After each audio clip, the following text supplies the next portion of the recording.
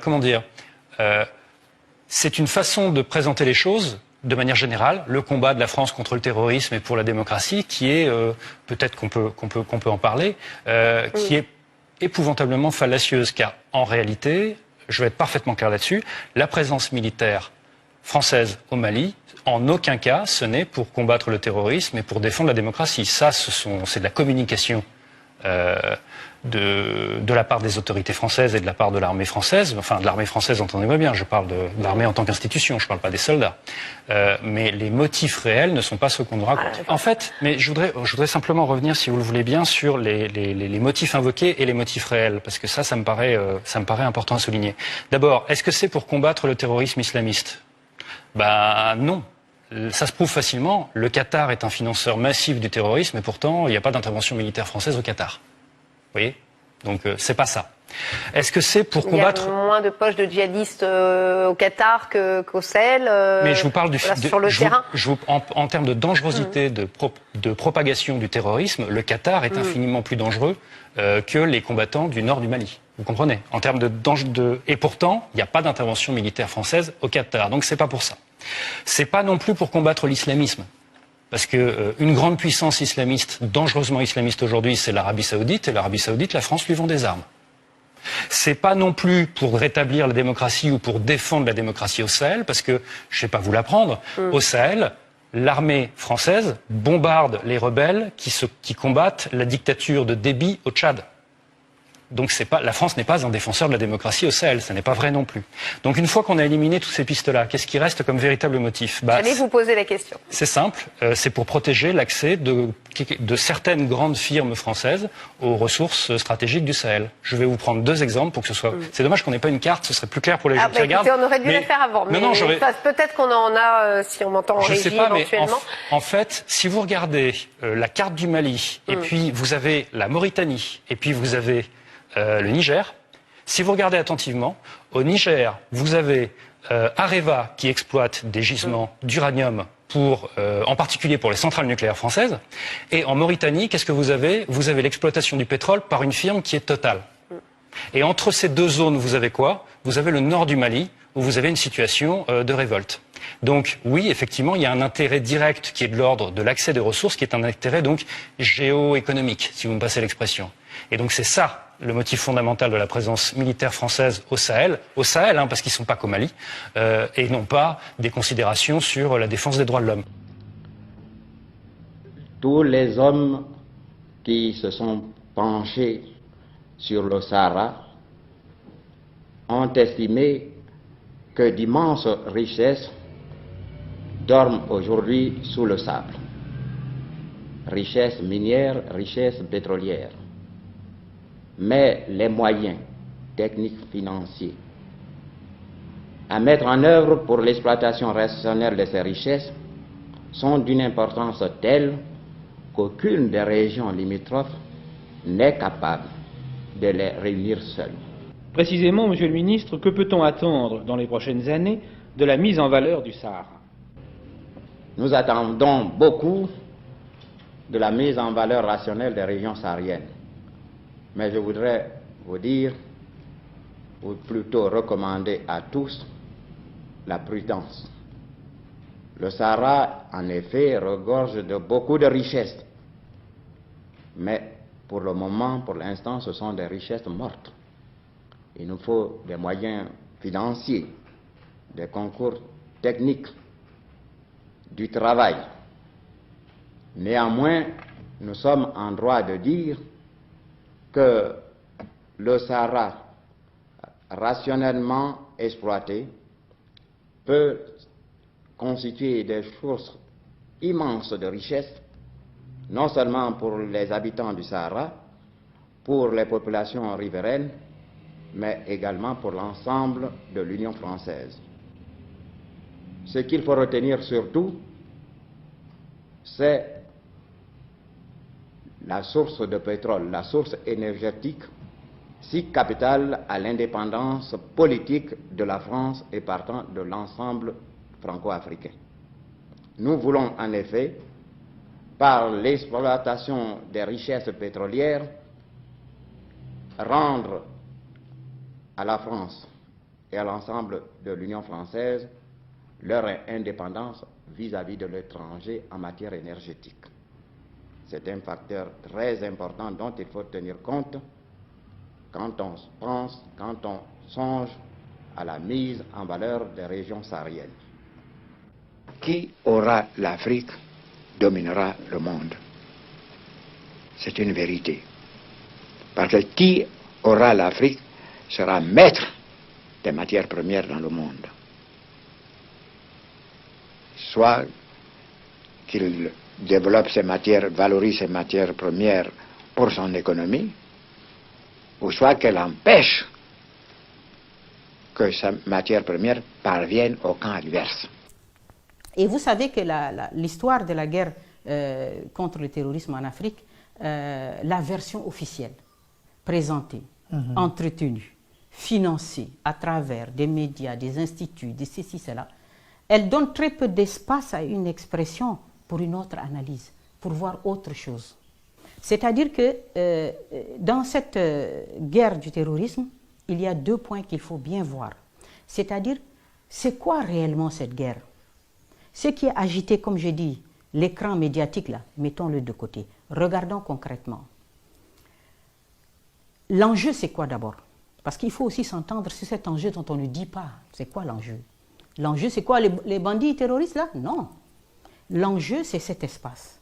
Qui part de quoi? Qui part des champs gaziers de l'Algérie, du gaz, que la France prend pour son chauffage, et qui traverse et qui va de l'autre côté, l'autre extrémité, c'est quoi? C'est le Niger, et c'est les mines d'Areva. Mines d'Areva. Les mines d'uranium d'Areva, que la France achète à très bon prix, et 2 ampoules sur 3 en France s'allument et marchent grâce à l'uranium du Niger. Cet espace est sujet aujourd'hui à des convoitises. Ça, c'est indéniable. Aujourd'hui, la Chine est toute puissante, elle arrive. La Turquie est en Libye. Les Russes sont en Libye. L'Iran s'intéresse de plus en plus aux mines d'Areva, aux mines de l'uranium, d'uranium. 3 fois le président iranien a été au Niger pour ils veulent des exploitations d'uranium. Donc la France, elle est inquiète parce que cet espace-là de tout temps, était contrôlé par la France. Et surtout, les richesses qui sont dans ces sous-sols exploitées par la France. Même pas exploitées, M. Niang, mais gardées en réserve. C'est gardé en réserve. Si ils veulent, ils disent que non, il n'y a pas de financement d'exploitation. Non, c'est pas exploité. Mais seulement, ils disent qu'on ne veut pas les exploiter. Mais on veut vous empêcher, vous aussi, Africains, de les exploiter. Parce que, sinon, si on vous laisse, les Russes vont venir vous proposer quelque chose, vous allez dire oui. Les Turcs vont vous proposer, les Chinois. Mais si vous sortez tout, nous, on a quoi? Donc, personne ne touche à cette zone. C'est une zone qu'on garde en réserve. Pour pouvoir justifier nos déplacements, il faut bien justifier que le Mali accepte une base militaire chez lui. Il n'en avait pas. Mais donc, il faut augmenter, articuler et présenter de manière dangereuse cette affaire. Janvier 2013. 4000 soldats français sont déployés au Mali. Leur mission, arrêter l'avancée vers Bamako de rebelles djihadistes et indépendantistes touaregs. Les Français ne sont plus les seuls à avoir des intérêts dans la région. Ils doivent maintenant composer avec les investisseurs chinois et de nouveaux venus, les Américains.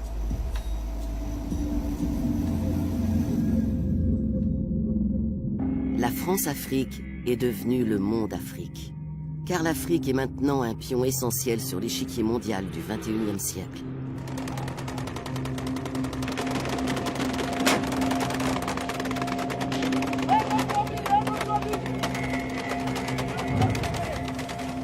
De la Libye à la Centrafrique et du Soudan du Sud au Mali du Nord, les conflits, la terreur et le chaos se sont répandus sur tout le continent. Au cœur de cet embrasement, un territoire est stratégique, le Sahel. Cette vaste région qui englobe le Sahara au nord et les savanes au sud est devenue le nouveau front de la guerre internationale contre le terrorisme.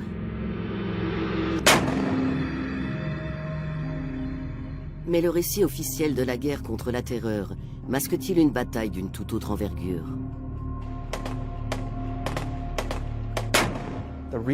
Il y a des ressources en abondance. Il y a du gaz, du pétrole, du coltan, de l'or, du cuivre, et la liste ne s'arrête pas là. Toute la période actuelle est marquée par ce qu'on pourrait appeler a new scramble for Africa, c'est-à-dire un nouveau partage de l'Afrique. La guerre pour contrôler les ressources du XXIe siècle a déjà commencé. Déjà au XIIIe siècle, l'Empire du Mali s'étendait sur une grande partie de l'Afrique occidentale. Il était fabuleusement prospère. Le sel, l'ivoire et l'or en avaient fait un carrefour majeur du commerce de l'époque. Mais très vite, ces richesses ont attisé les conquêtes. Nous avons le sentiment d'être en continuité d'une histoire. Nous sommes la transition entre l'Afrique du Nord et l'Afrique qui touche l'océan, l'Afrique forestière. Et donc, ce point de vue fait que nous avons une position stratégique essentielle. Qui contrôle le Mali contrôle l'Afrique de l'Ouest, pour ne pas dire l'Afrique. C'est une position, c'est absolument clair.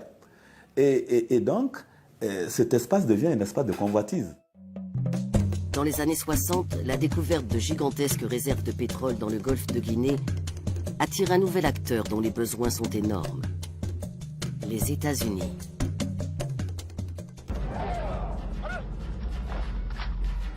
Les États-Unis investissent économiquement, mais aussi militairement sur le continent africain, devenu le nouveau champ de bataille de la guerre froide. Pour contrer les intérêts soviétiques, les Américains soutiennent secrètement des rébellions armées en Éthiopie et en Angola.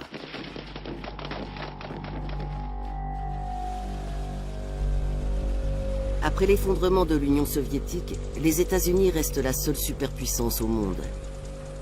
Ils lancent en 1992, dans le cadre de l'ONU, une intervention dite humanitaire dans la Corne de l'Afrique, un territoire hautement stratégique.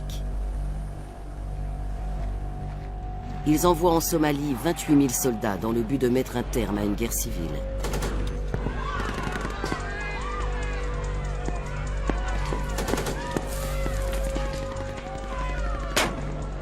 L'opération, qui prend fin 2 ans plus tard, se termine par un désastre. Des soldats américains sont capturés et tués, et les images de leurs corps mutilés sont diffusées par les médias du monde entier.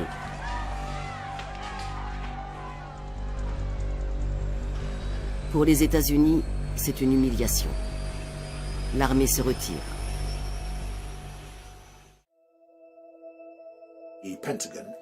En 2002, le Pentagone a dressé une série de cartes qui délimitaient toute cette partie de l'Afrique comme un couloir terroriste.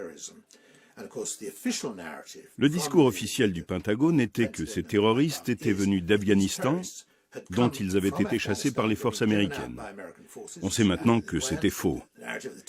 Ils étaient passés par le pays de Ben Laden, le Soudan, et pour rejoindre des terroristes en Afrique du Nord, ils étaient arrivés par cette ceinture en forme de banane.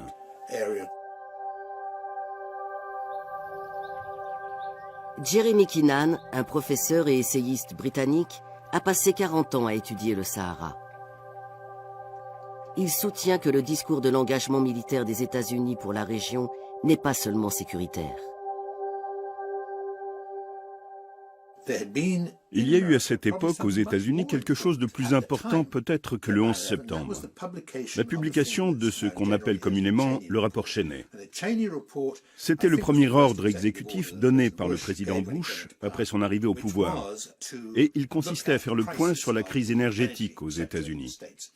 En 1997, l'importation de l'énergie et du pétrole dépassait le niveau de 50%. Psychologiquement, c'était un seuil critique.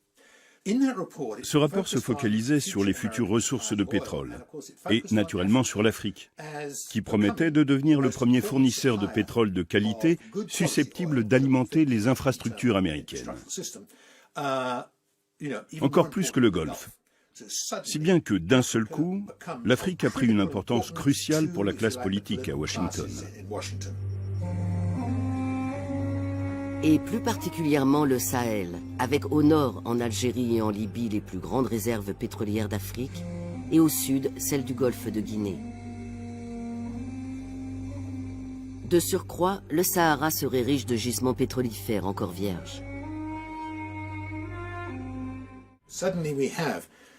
Soudain, on s'est mis à parler officiellement du développement d'Al-Qaïda dans cette région d'Afrique.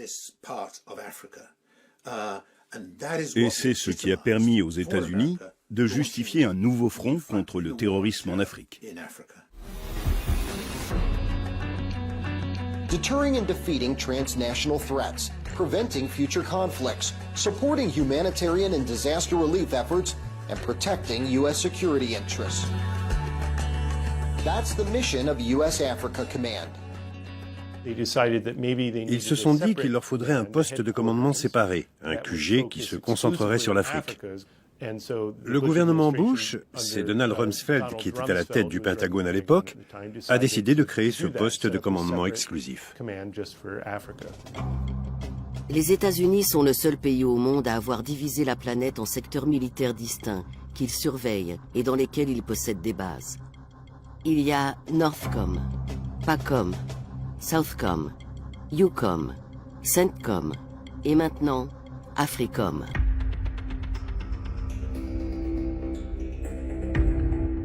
Derrière ses intentions déclarées de lutter contre le terrorisme et de fournir de l'assistance humanitaire, AFRICOM s'est implanté sur tout le continent en organisant des exercices militaires avec un nombre croissant de pays africains.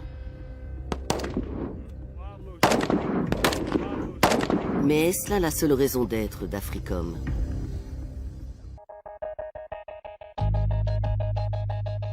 Pékin s'est fermement établi comme un contrepoids aux intérêts français et américains sur le continent. À partir des années 2000, la Chine va les prendre de vitesse, comme dans le reste du monde, en devenant le plus gros partenaire commercial de l'Afrique.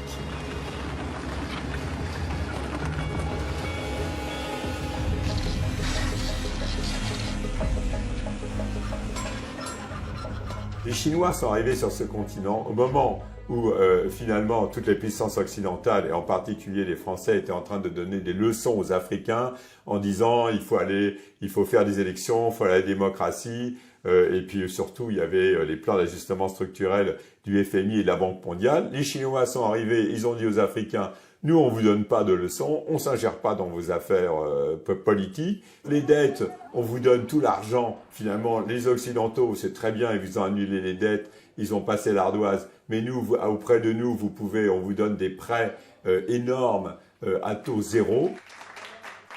Donc, ils ont fait le contraire de ce qu'ont fait les Français et les Occidentaux, et ils sont devenus les rois du pétrole, c'est le cas de le dire. Ça veut dire qu'ils ont accès à toutes les matières premières stratégiques. Dans ce câble diplomatique de 2010 révélé par Wikileaks, un assistant du secrétaire d'État américain qualifie la Chine de concurrent économique agressif, pernicieux et dépourvu de morale.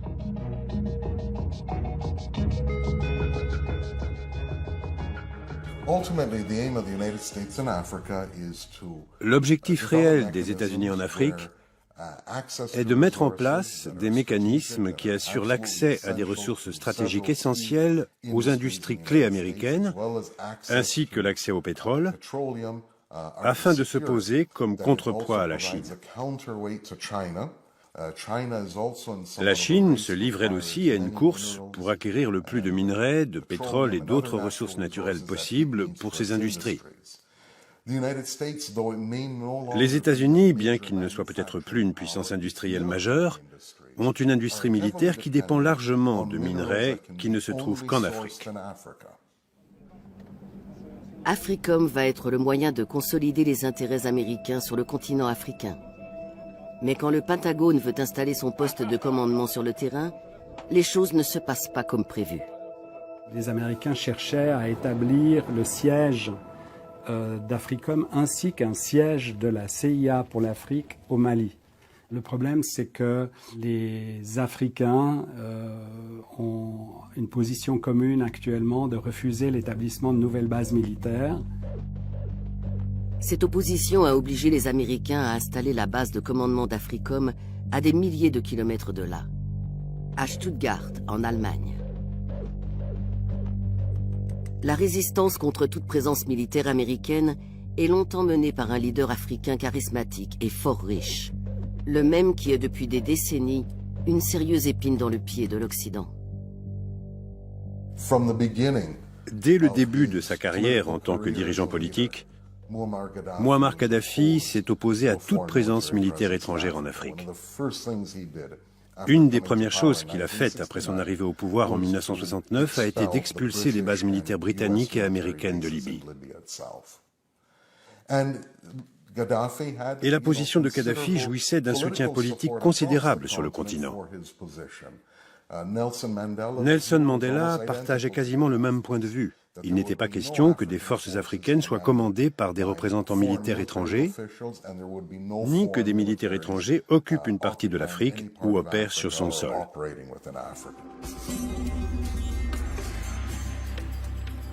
Kadhafi a joué une partie complexe avec les pays occidentaux.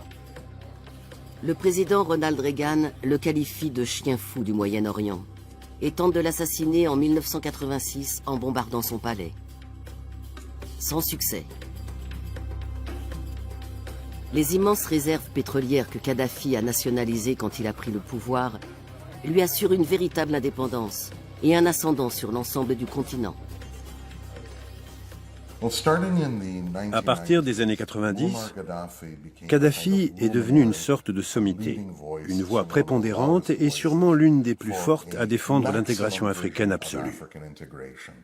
Il était considéré dans toute l'Afrique comme le successeur de Kwame Nkrumah en ce qui concerne la vision de l'unité africaine. Et ce n'était pas que des belles paroles. Kadhafi tenait non seulement à accélérer ce processus d'intégration, mais aussi à le financer. L'argent du pétrole libyen permet à Kadhafi de développer des projets ambitieux. 300 millions de dollars pour le premier satellite panafricain Rascom.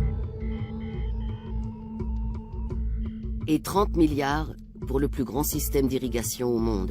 En puisant dans les immenses réserves d'eau douce sous le Sahara, il transforme des dizaines de milliers d'hectares de désert libyen en terres agricoles.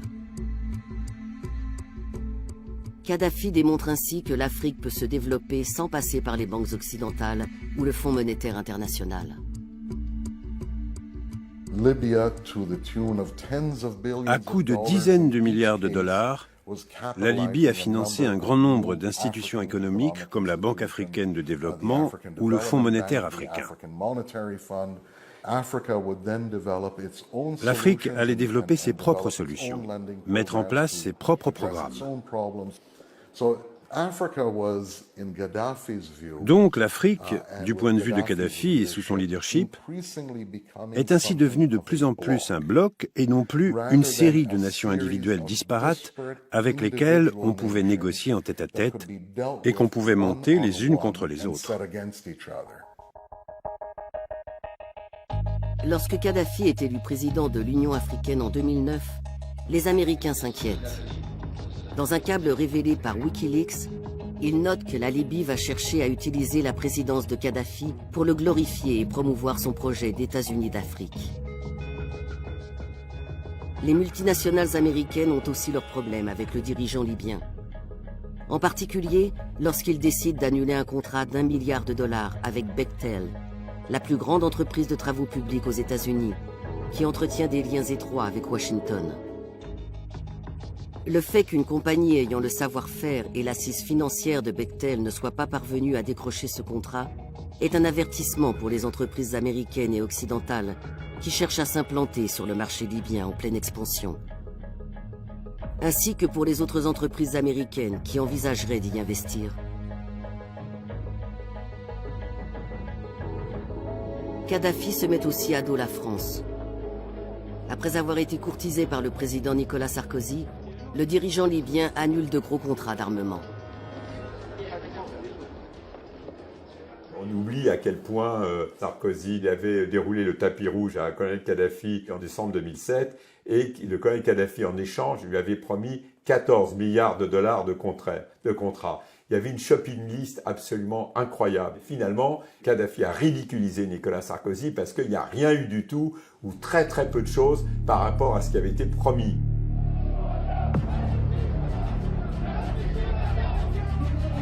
En mars 2011, alors que le printemps arabe se répand en Afrique du Nord, la France et les États-Unis décident d'agir.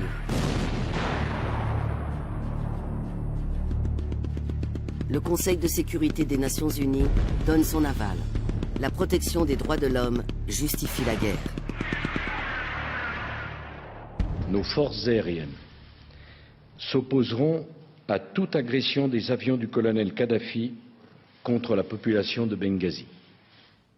We hit Gaddafi's troops in neighboring Ajabia, allowing the opposition to drive them out. We hit Gaddafi's air defenses. C'est la première guerre d'Africom et son commandant en chef est le premier président afro-américain. Pour reprendre les mots du gouvernement Obama, le rôle des États-Unis dans la guerre contre la Libye consistait à diriger par derrière. Mais le plus intéressant, c'est que la guerre a été ouverte et dirigée d'abord par Africom, puis la mission a été reprise par l'OTAN.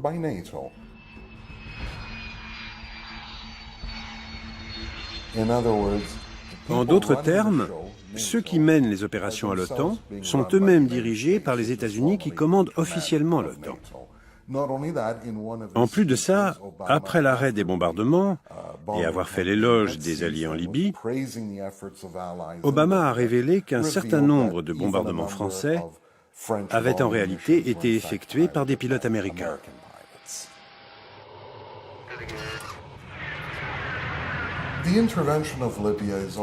L'intervention en Libye est aussi une façon d'envoyer un message aux autres États-nations africains.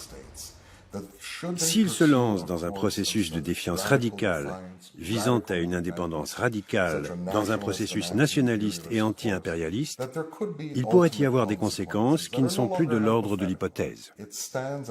Cela revient à envoyer le signal clair aux États africains qu'il y a des limites dans lesquelles ils doivent opérer et qui ont été fixées par les opérations militaires américaines. En intervenant en Libye, en intervenant quelques mois plus tard au Mali, la France veut réaffirmer son rôle de puissance internationale qui a droit de siéger comme membre permanent au Conseil de sécurité. Je crois qu'on ne le dit pas souvent, mais je crois que l'objectif essentiel de la France est de dire nous sommes une grande puissance. Peut-être nous n'avons pas la puissance économique que nous avions avant, mais nous sommes un grand acteur pour la paix et la stabilité dans le monde. Dans ces confrontations en Mali, personne ne sait exactement ce qui s'est passé puisque les médias ont été tenus à l'écart de la guerre. Donc il n'y a pas d'images autres que celles qui ont été livrées par l'armée française. Il fallait montrer que l'armée française était extrêmement efficace. Son matériel militaire, c'est mieux que le salon du Bourget, on dit les avions, etc. C'est beaucoup mieux de les voir en opération. Donc les opérations, le renseignement, tout ça était magnifiquement préparé. Et c'est pour ça que ça donnait à la France un label d'efficacité. Konna, ou ce qu'il en reste aujourd'hui. La ville est un endroit clé pour comprendre ce qui s'est réellement passé pendant l'opération Serval. Konna a été le théâtre d'une bataille décisive avec les combattants islamiques du groupe Ansar Dine. C'est ici qu'ils ont été encerclés par les troupes françaises. Un mémorial en hommage aux premiers soldats français tués pendant ces affrontements a été érigé sur l'unique route qui permet d'entrer et de sortir de la ville. Mais ce qui n'a pas été immortalisé est le fait que sur cette même route, un convoi de véhicules transportant des centaines de combattants islamiques et leur chef, Iyad Agali, a réussi à s'échapper sous le nez des Français.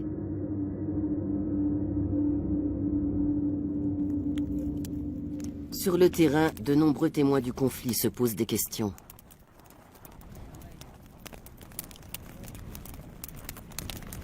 De l'attaque de Konna, on a considéré que la France ne voulait pas exterminer les islamistes. Les islamistes ont été repoussés, c'est tout. Ils sont répartis d'où est-ce qu'ils sont venus. Ils sont rentrés par les grandes portes du Sahara du Nord, du désert du Nord. Et ils sont là encore dans le Nord.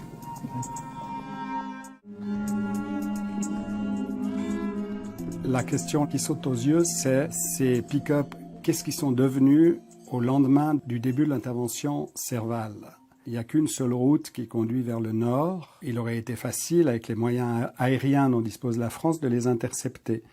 Donc, il semble bien qu'il y a eu une dimension politique très forte dans cette intervention qui a été plus importante que la dimension militaire. Dans cette guerre de l'ombre, quel intérêt la France aurait-elle eu à ménager les forces qu'elle était censée combattre? Les Français, à travers la firme Areva, exploitent les mines d'Arlit, qui sont à 300 km de la frontière malienne, en face du nord du Mali. Donc ça a été invoqué comme une des causes de l'intervention française parce que c'est une région sensible. Et en même temps, au sud d'Arlit, il y a d'énormes gisements inexploités d'uranium. Et du point de vue de la France, il y a la volonté de garder la main sur les ressources d'uranium qu'elle n'exploite pas pour le moment ou dont elle retarde l'exploitation, mais pour empêcher d'autres d'avoir accès à ces ressources. Les Français étaient favorables et travaillaient à une certaine autonomisation du Nord Mali, Touareg, par rapport à Bamako. Pour forcer le Sud à accepter, à être plus docile au diktat de la France et dire au Nord, c'est grâce à nous que vous avez cette autonomie, donc on travaille la main dans la main. Donc c'est trouver dans ces deux partenaires des avantages.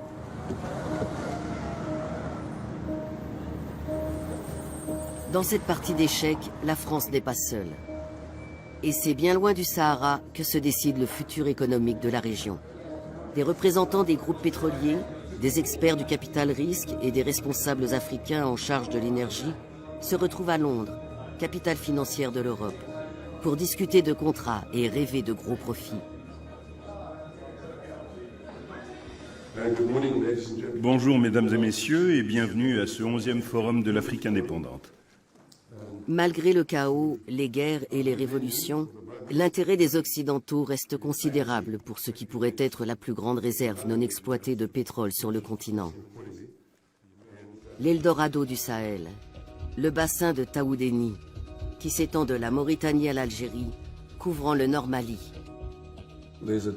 Il existe des gisements en quantité non négligeable, mais dans une zone très vaste, peut-être plus grande que le Texas ou équivalente aux 2/3 de l'Europe. Il y a donc très peu de puits dans cette zone, en tout cas pas assez pour faire une estimation.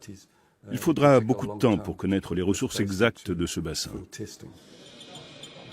Malgré un déclin récent de l'importation de gaz et de pétrole africain vers les États-Unis, les intérêts des grands groupes énergétiques américains pour l'Afrique n'ont pas diminué. Les besoins de l'Asie et de l'Europe ne cessent de croître. Près de 2000 milliards d'investissements dans le pétrole et gaz africain sont prévus au cours des 2 prochaines décennies. On sait tous qu'on va vers une raréfaction des ressources pétrolières et que ces derniers grands bassins pétroliers d'Afrique vont avoir une importance croissante au fil des années et qu'il est très important de se prépositionner pour l'exploitation de ces ressources.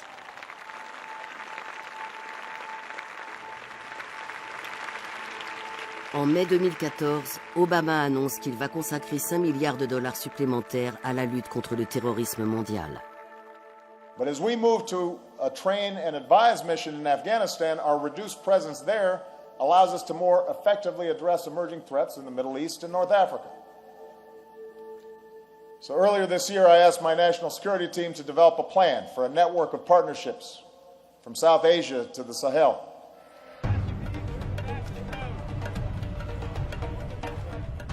« 130 ans après la conférence de Berlin, un nouveau partage du continent africain s'effectue pour garantir l'approvisionnement en pétrole, en minéraux stratégiques, en terres arables et même en eau sous les sables du désert.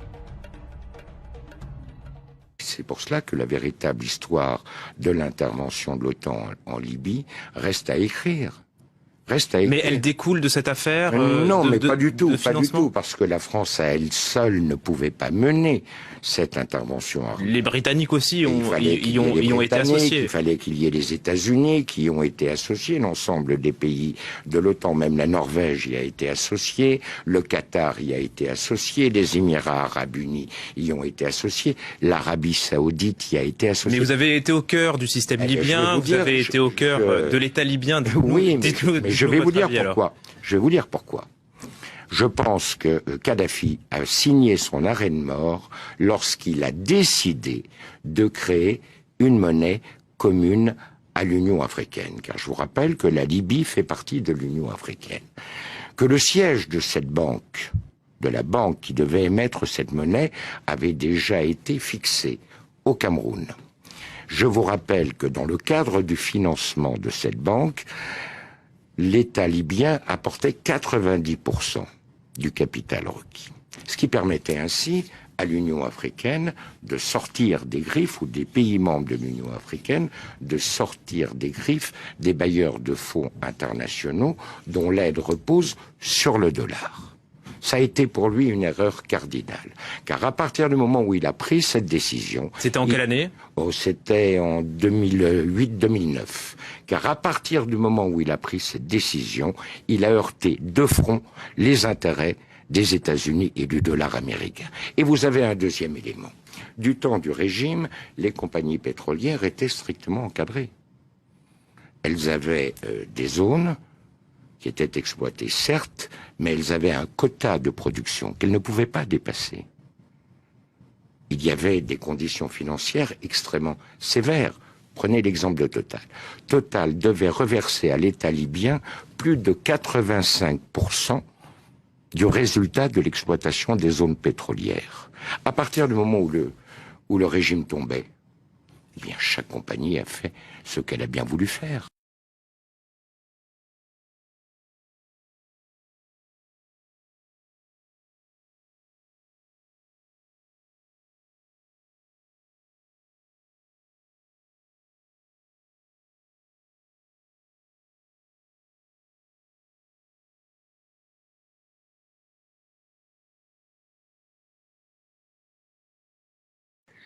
One of the main things that I myself heard firsthand at the time of the war, and I was shocked by, is a French mediator who came to Libya and said to me personally, why did you have to think and support the African currency, the African unified currency?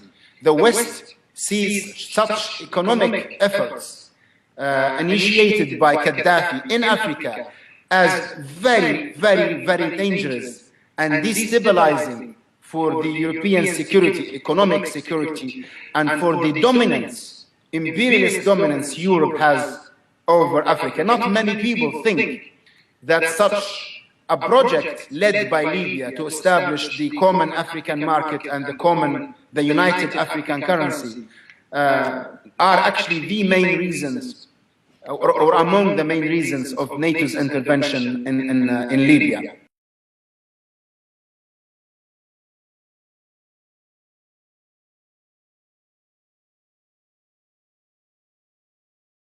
While more speculation has been raised on the reasons for NATO's intervention in Libya. And as RT's Laura Emmett reports, the organisation may have been trying to prevent Gaddafi from burying the American buck.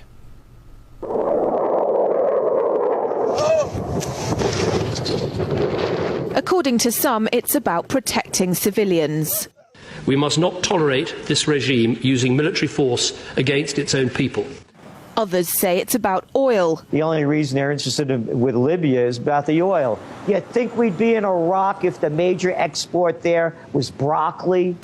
But some are convinced intervention in Libya is all about currency, specifically Gaddafi's plan to introduce the gold dinar, a single African currency made from gold, a true sharing of the wealth. It's one of these things that you have to plan almost in secret, because as soon as you say you're going to change over from the dollar to something else, you're going to be targeted. There were two conferences on this. One in 96 and another one in the year 2000. called the World Mataba Conference organized by Gaddafi. And everybody was interested. I think most countries in Africa were keen. Gaddafi didn't give up. In the months leading up to the military intervention, he called on African and Muslim nations to join together to create this new currency that would rival the dollar and euro. They would sell oil and other resources around the world only for gold dinars. It's an idea that would shift the economic balance of the world. Countries' wealth would depend on how much gold they have, not how many dollars they trade. And Libya has 144 tons of gold. The UK has double that, but 10 times the population. If Gaddafi had an intent to try to reprice his oil or whatever else the country was selling in the global markets and accept something else as a currency, or maybe launch a gold dinar currency, any move such as that would certainly not be welcomed by the power elite today who are responsible for controlling the world's central banks. So yes, that would certainly be something that would cause his immediate dismissal and the need for other reasons to be brought forth for removing him from power. It's happened before. In 2000, Saddam Hussein announced Iraqi oil would be traded in euros, not dollars. Sanctions and an invasion followed. Some say because the Americans were desperate to prevent OPEC from transferring oil trading in all its member countries to the euro. The UK's gold is kept here in a secure vault somewhere in the depths of the Bank of England. As in most developed countries, there's not enough to go around. But that's not the case in places like Libya and many of the Gulf states. A gold dinar would have given oil-rich African and Middle Eastern countries the power to turn around to their energy-hungry customers and say, sorry, the price has gone up and we want gold. Some say the US and its NATO allies literally couldn't afford to let that happen. Laura Emmett, RT, London. D'un côté, la plus grande armada du monde, formée de 28 pays, les plus puissants du monde, contre 6 millions d'habitants en Libye. 1 milliard d'habitants dans les pays qui composent l'OTAN, grosso modo, 28 nations puissamment armées. Que pouvait-on faire? Je crois qu'ils pensaient que la guerre durerait 15 jours. Ça a duré 8 mois. 26 000 sorties d'avions, 10 000 frappes aériennes, 50 000 morts. Voilà. Et puis les résolutions qui ont été adoptées en 1973 ont commencé à être violées.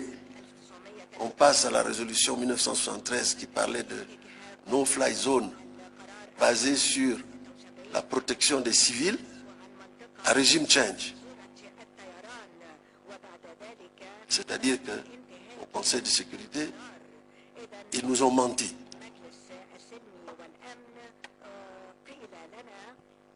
Voilà la situation.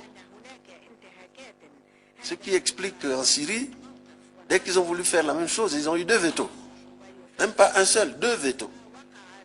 Lorsqu'un président de la République française interdit, moi je suis tombé sur le dos quand j'ai entendu ça. Vous savez que l'Union africaine, qui était à l'époque présidée par son Excellence le président Obiang, de la Guinée équatoriale, avait, à propos de la Libye, avait une solution négociée à proposer. Ils ont formé une délégation pour y aller. Et Sarkozy leur dit, je vous interdis de monter dans l'avion, parce que si vous passez l'espace, je vous flingue.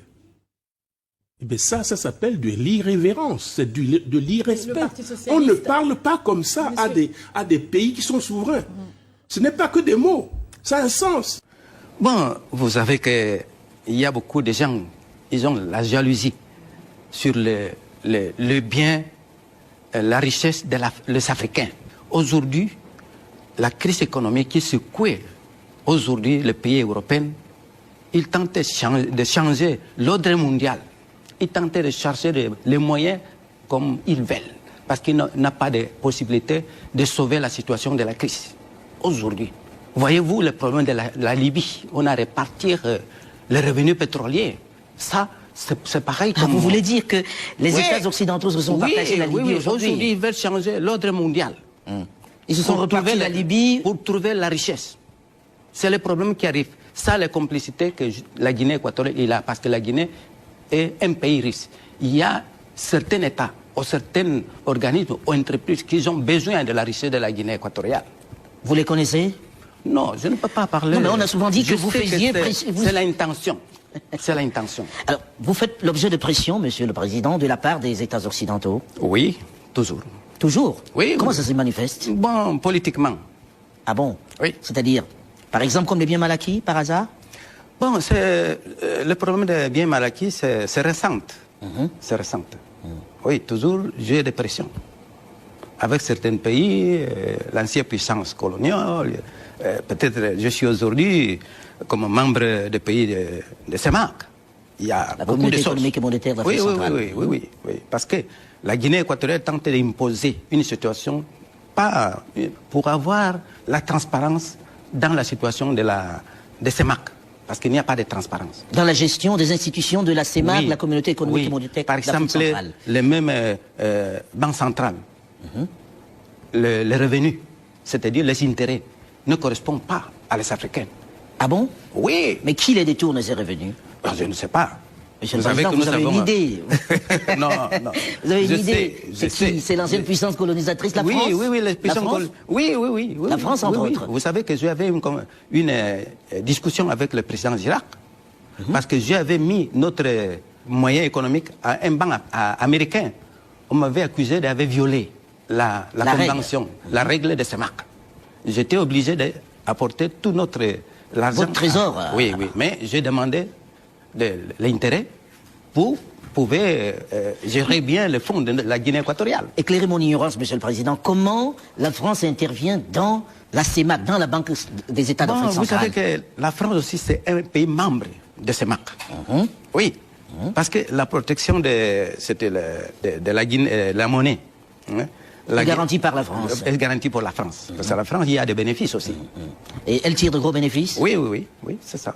Beaucoup trop pour vous. Oh, je crois que je parle seulement pour le fonds de la Guinée équatoriale. Je ne peux pas toucher les autres pays. Et maintenant, vous avez droit au chapitre puisque vos fonds sont importants au sein de cette Banque des États d'Afrique centrale. C'est le problème. C'est pour ça que vous avez demandé la rotation? Oui, c'est le problème. Parce que j'ai demandé la rotation. Aujourd'hui, le gouverneur, c'est la Guinée équatoriale. C'est un citoyen de la Guinée équatoriale. Ça, ce n'est pas... Il ne plaît pas plusieurs gens, étant membres de CEMAC, que la Guinée soit le pays qui retient aujourd'hui le gouverneur. Parce que le gouverneur, il tente d'imposer la règle de transparence. Il me semble souvent que les Africains ont peur d'être indépendants. Qu'ils ont peur d'être indépendants. Par exemple, je suis en train d'étudier avec le président Bian comment faire pour créer au niveau de l'Afrique une banque d'investissement. Les Africains ont les moyens d'avoir une banque qui soit totalement indépendante des autres. Bon, on n'est jamais totalement indépendant dans le monde éclaté où nous vivons, mais je veux dire de prendre l'initiative. De prendre l'initiative. Au lieu d'être tout le temps dans une politique de mendicité, nous pouvons prendre des initiatives nous-mêmes. Bon, là-dessus aussi nous sommes d'accord. Donc, aujourd'hui, je pense que notre appartenance à l'Afrique, qui est le continent le moins développé du monde, doit s'exprimer en termes très concrets. Et tant que nous ne prenons pas en main notre indépendance et notre capacité à agir nous-mêmes, nous ne nous en sortirons pas. L'Afrique, qui a connu l'esclavage, c'est parce qu'il y avait naissance, il y avait une révolution commerciale qui a eu comme conséquence l'esclavage, donc la première révolution du capitalisme. L'Afrique, qui a connu une deuxième révolution, qui a connu une deuxième conséquence avec la révolution, comment dirais-je, la révolution industrielle, ça a donné la colonisation. Et actuellement, nous sommes dans la troisième révolution, la révolution numérique. Donc l'Afrique doit tirer les leçons du passé, parce que quand vous regardez l'histoire africaine, vous vous rendez compte que c'est à cause du capitalisme, pendant 5 siècles, que nous souffrons. Donc, si ces capitalistes sont encore puissants, et on ne sait pas s'organiser pour faire face à cette puissance, nous allons encore tomber dans un esclavage sur notre propre continent.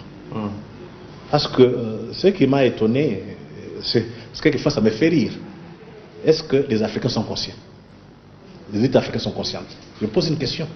Élites politiques comme intellectuelles. Regardez l'Union africaine, le dernier forum, le 30e sommet, où on a voté, on a nommé Kagame comme président. Le thème c'était lutter contre la corruption pour essayer que l'Afrique se développe. Mais regardez un sujet accessoire. Quand d'autres puissances parlent comment se préparer pour faire face à la guerre qui va éclater. Non, les Africains se retrouvent pour parler de la corruption. Donc les Africains sont encore dans ce qu'on peut appeler les secondaires. Or, l'essentiel est géopolitique. Il y a de nouvelles puissances qui émergent. Il y a des acteurs non étatiques qui sont plus puissants que les États, qui risquent de faire plus mal que d'autres puissances étatiques. Regardez, on n'est pas tellement, on ne suit pas les informations ici. On ne suit pas les informations, mais on ne lit pas beaucoup. Je pense que c'est le travail de l'élite. J'ai dit, on vient de connaître, on a un passé douloureux avec le capitalisme. Nous devons être attentifs pour voir, suivre de plus près ces mutations, pour éviter que l'histoire se répète. À Davos, il y a eu beaucoup d'interventions, des hommes d'affaires. C'est en Suisse à Davos, forme de Davos, des hommes d'affaires, des militaires, des diplomates, des intellectuels, des journalistes. Et là-bas, on parle d'une crise économique. Cette crise va éclater cette année. Quand la crise va éclater, résultat, il y aura la guerre. Et aujourd'hui, toutes les grandes puissances se préparent à la guerre. Il n'y a que l'Afrique qui ne comprend pas. L'Afrique est dans l'accessoire et dit non, non, il faut combattre la corruption. Alors que la guerre est à la porte. Donc c'est un peuple qui n'a pas tiré les leçons de l'histoire, qui a connu un passé douloureux. Quand Trump, le président américain, a fait le premier tour en Asie, la Chine, Philippines et autres, Corée du Sud, Trump est passé par les grandes bases militaires à Hawaï. Il a mis les troupes américaines en alerte. Automatiquement, la Chine a répondu. La Chine, le président Xi Jinping, a demandé à l'armée chinoise de se préparer, de faire des exercices à balles réelles pour se préparer à la guerre. Au même moment, le président Poutine demande à l'industrie d'armement de se préparer à la guerre. Et la dame, Madame Merkel, au forum, l'Allemande, il a parlé que l'Europe doit se préparer aussi à avoir une force militaire en dehors de l'OTAN pour faire face à ces menaces de la stabilité du monde. Je vais encore plus loin. Le monde arabe, les présidents, les fils un prince arabe, il a organisé l'Arabie Saoudite, il a organisé à peu près 47 pays musulmans pour faire une coalition militaire sunnite contre les chiites, donc l'Iran avec les autres. Donc tout le monde se prépare à la guerre. Il n'y a qu'en Afrique où les gens prient pour la paix, où les gens créent des chaos, où les gens se battent contre la corruption. Donc nous sommes, je ne sais pas ce qui nous arrive, nous sommes aveuglés. Nous sommes aveuglés. Donc nous qui lisons souvent, nous devons tirer l'attention. Parce que, vous savez, après chaque guerre, les puissants, donc les gagnants, se partagent toujours les espaces, les butins. On redessine les frontières. Or, quand vous venez dans le cas de l'Afrique aujourd'hui, vous prenez le nord de l'Afrique. Vous avez une base américaine. Vous avez la base française. L'Allemagne va s'installer aussi avec sa base. Vous prenez la Corne de l'Afrique. Vous avez la Chine. La Chine qui a compris pour ses intérêts, il doit les défendre. Vous avez la Turquie, vous avez le Japon, ils ont des bases. Or, ces gens-là ne vont pas se battre pour notre bien. Les jours où vont ça, donc la guerre éclater, ils vont trouver un compromis. C'est partager l'Afrique. Donc nous sommes sur ce que j'appelle, on est en train de préparer le partage de l'Afrique 130 ans après. J'ai dit, il faut que les gens tirent les leçons du passé. Un passé récent. La Libye, on prévoit déjà 3 États. Ces jours-ci? Oui, déjà. Les 4 circulent. La Libye. Est-ce que la Libye, est-ce que c'est le même peuple, là, même religion? Qui a fait la guerre? C'est l'Occident. Pourquoi l'Occident l'a fait? Pour écarter la Chine du jeu et deuxièmement contrôler le pétrole. Donc le capitalisme connaît des mutations, on s'en fout de vous. Parce que dans l'imaginaire des géopolitologues occidentaux, l'Afrique, c'est un continent de manœuvres entre grandes puissances. Très souvent, on lit que les auteurs occidentaux. Il y a dernièrement un auteur russe qui a publié un ouvrage en 2015 sur la guerre hybride. Comment l'Occident fait? Puis on parle de la guerre hybride ces derniers temps. Oui, oui. Donc cette guerre hybride, comment l'Occident fait pour empêcher la Chine, avec son projet Une ceinture, une route, de s'étendre. Donc il y a déjà une compétition entre l'Amérique et la Chine. Je ne dis pas un affrontement, je dis une compétition. Donc la Chine a proposé une ceinture de route. Et dernièrement, le président Trump a publié, je pense, un truc sur, en tant que je regarde, excusez-moi. Hein? Oui, non, Freddy Moulumba, okay. Toujours ses recherches. Oui. La stratégie de la sécurité nationale américaine pour l'Afrique, c'est fin 2017. Et Trump dit, donc la stratégie pour les Américains, la Chine est présente en Afrique, elle est dans les mines. Qu'est-ce qu'il faut faire? Il faut ce qu'on a en Afrique pour produire quelque chose de qualité afin de faire, d'être comme une alternative à la Chine. Donc il y a déjà une compétition à ce niveau-là. Est-ce que les Africains sont conscients? Et quand j'ai parlé de la guerre hybride, c'est par rapport à une ceinture, une route. Dans cette guerre hybride, l'Occident fait par tous les moyens, donc avec l'Amérique en tête, d'empêcher la Chine d'investir en Afrique. Qu'est-ce qu'il faut faire? Il faut créer des chaos. Première instabilité. Premier cas, instabilité. Comme ça, la Chine ne saura pas s'installer. Ce qui s'est passé en Libye, avec la guerre, aujourd'hui la Libye était gouvernable, la Chine avait beaucoup investi, et il y avait près de 30 000 Chinois qui ont été récupérés par leur État. Ce qu'ils ont fait au sud du Soudan, où il y a du pétrole, les gens s'entretuent, on ne sait pas l'exploiter, les Sud-Soudanais meurent de faim. Et on voit des bienfaiteurs venir donner à manger aux petits nègres négrichons avec des moustiques, avec des mouches à la bouche, alors qu'ils sont assis sur une richesse.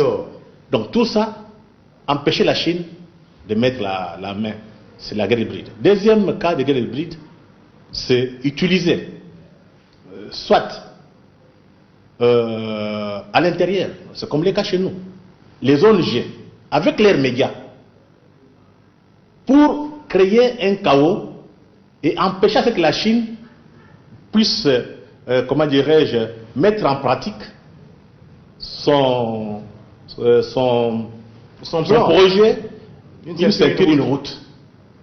C'est ainsi que vous voyez chez nous les ONG financées par l'Occident qui vous réclament les élections, qui vous réclament les droits de l'homme, bonne gouvernance, qui font des manifestations de manière régulière. Ce n'est pas pour créer la démocratie, c'est pour créer un désordre, pour que la Chine ne puisse pas réaliser son projet. C'est la guerre hybride. On nous laisse entendre que le besoin colossal de matières premières de la Chine est une chance pour l'Afrique. Ça veut dire que nous ne sortons pas du schéma qui consiste à donner, à ouvrir les entrailles de la terre africaine pour donner les richesses de l'Afrique. On ne sort pas de ce schéma. On change seulement d'interlocuteur. C'est même pas d'interlocuteur. On appelle cela un développement. Ce n'est plus unipolaire, ce n'est pas bipolaire, et c'est multipolaire. Comme la multiplication des interlocuteurs avec le Brésil, la Chine, la Russie et le reste est considérée comme une chance pour l'Afrique. C'est grave, pourquoi? Parce que on n'a pas réglé le problème du paradigme, on n'a pas questionné le paradigme, on ne l'a pas remis en question, mais on nous invite à entrer là-dedans, mais seulement à engranger de l'argent pour des ressources dont la surexploitation débouche sur une catastrophe écologique. On est déjà dans la catastrophe écologique, mais on demande à l'Afrique d'entrer dans ce schéma-là pour continuer à offrir l'uranium, le pétrole, le coltan, l'or dont les autres ont besoin.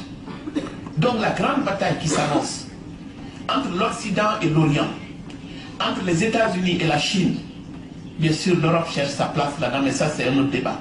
Donc c'est cette bataille qui s'annonce. On demande à l'Afrique d'être présente pour offrir aux demandeurs des matières premières ce dont ils ont besoin.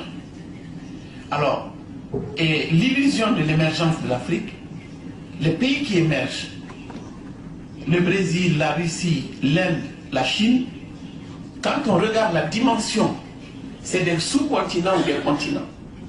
Nous sommes 53 micro-États, des petits États qui n'ont pas réussi à faire la paix à l'intérieur, qui n'ont pas réussi à surmonter les problèmes de frontières, mais à qui on fait miroiter le fait que rien que la simple organisation des élections, c'est la démocratie. Africa, historically, sub-Saharan Africa, has been fundamental to the global prosperity of the advanced countries. Okay? And Africa had a role to play. It has a role as a raw material producer. We will not allow sub-Saharan Africa to escape that. Okay, we do everything to keep sub-Saharan Africa where it is, also impoverished. It's absolutely vital for the prosperity of everyone else. So let's get clear about that. Okay, and this means all the economic structures, all the global institutions, and the economics we teach everyone is all designed to keep Africa exactly where it is. And whether it is Europe or US or now China, it's always the same. We need Africa to be impoverished because we need those raw materials and we need them dirt cheap. Okay, so that's the message. It doesn't mean to say that there's nothing Africans can do. Of course there is. Okay, but this is the opposition that they're fighting. This is what it's about. Because if Africa does do something different, I assure you living standards of all those in Europe and North America and Asia is going to fall. Okay? And that is a big price to pay. I assure you that the West is not going to allow that without a big fight. Okay, so this is what it's fundamentally about. We are part of the producers of ideology. At universities and academic institutions, we are complicit in this whole enterprise. Okay, so the job of many Western academics is to convince Africans they have to keep doing what they're doing. Okay, and to show them it's your fault that you're poor. It's not our fault. It's your fault that you're poor. You know, so this is what we do in academic institutions. Ce qui signifie clairement et même très clairement que l'Afrique doit rester à jamais dans le sous-développement ou le quasi-développement afin d'assurer le développement de l'Occident en fournissant presque gratuitement toutes les matières premières dont l'Occident a absolument besoin pour son développement, son progrès, sa puissance, son bonheur. Le pompage de l'Afrique par l'Occident installe ici le sous-développement et crée là-bas le développement. Ce pompage continu signifie que l'Occident n'a aucun intérêt à ce que l'Afrique se libère et se développe. L'Occident n'a aucun intérêt à le faire. Donc les aides et les coopérations, c'est des cadeaux empoisonnés, puisqu'en fait, c'est pour freiner l'Afrique en réalité. Et nous ne le comprenons pas encore. La cause profonde du sous-développement, ce n'est pas tellement ce qu'on raconte, corruption, bonne gouvernance, mais quelle est la cause profonde qu'on ne dit pas, que les experts même africains ne disent pas pour respecter les normes des critères internationaux. La cause profonde du sous-développement, quelle est-elle de l'Afrique noire? Mais cette cause du sous-développement, c'est l'Occident. Il ne faut pas chercher midi à 14 heures. Depuis le XIIIe siècle, à travers la traite négrière atlantique, des millions de Noirs sont pas dans les conditions qu'on sait. À travers l'esclavage, c'est-à-dire traiter des êtres humains sans droits humains comme des animaux. La colonisation, et on payait même les impôts, on vous coupait les bras, si vous n'avez pas payé l'impôt, même mort. La domination, l'apartheid, la néocolonisation. Alors si l'Afrique possède, voilà la question, si l'Afrique possède la maîtrise de ses ressources minières, de ses forêts, de ses hydrocarbures, de ses eaux maritimes, de ses terres arables, alors l'Occident s'affaiblit inéluctablement. Donc, il faut, pour le salut de l'Occident et la domination des damnés de la terre, comme disait Frantz Fanon, il faut que l'Afrique noire soit toujours asservie, infantilisée, la néocoloniser et du coup la sous-développer.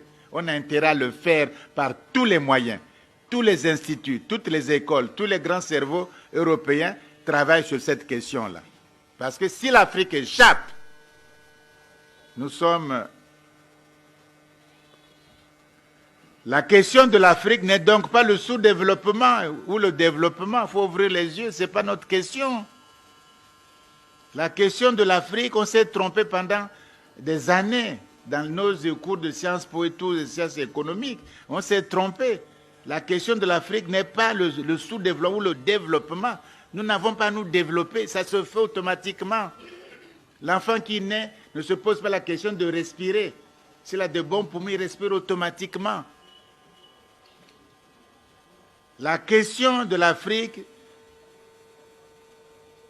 est très nettement, il faut le dire, la question du rapport de force dans le monde contemporain.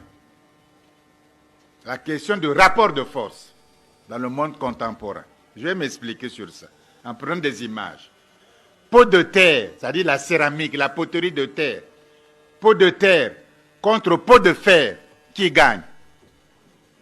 Qui domine? Qui dirige? Qui fait la loi? C'est tout. Hein? Car les faibles, ceux qui sont, je prends l'image de pot de terre, les faibles, les pauvres, les fragiles, les timides, les balkanisés, on attend quoi? Les balkanisés ne sont qu'au pot de terre. Même il n'y a même pas de sécurité d'un peuple africain. On peut bombarder de l'espace. Nous, on n'y connaît pas l'espace. On peut vous bombarder en étant dans l'océan Indien. On peut vous atteindre. Voyez-vous? Donc la question de l'Afrique n'est pas encore une fois le développement, mais la création d'une puissance politique africaine. C'est ça, c'est tout. La création d'une puissance politique africaine à l'échelle continentale. Tout le reste trouvera sans délai des solutions convenables. Tout le reste. L'industrialisation, le développement, les routes, tout le reste trouvera. Il faut des États-nations africains locomotives. Parce qu'il faut qu'il y ait ceux qui amènent le train aussi. Hein. Il faut des États africains, nations à l'heure actuelle, des États-nations africains, même si tout le monde, nous sommes tous des pots de terre, mais il faut quand même que certains soient des locomotives, c'est-à-dire des leaders. Si on fait les statistiques honnêtement, au moins 95% de la jeunesse à l'opinion majoritaire donc, du continent, ils sont pour l'État fédéral africain. C'est-à-dire créer une puissance politique africaine. C'est ça qui nous manque le plus.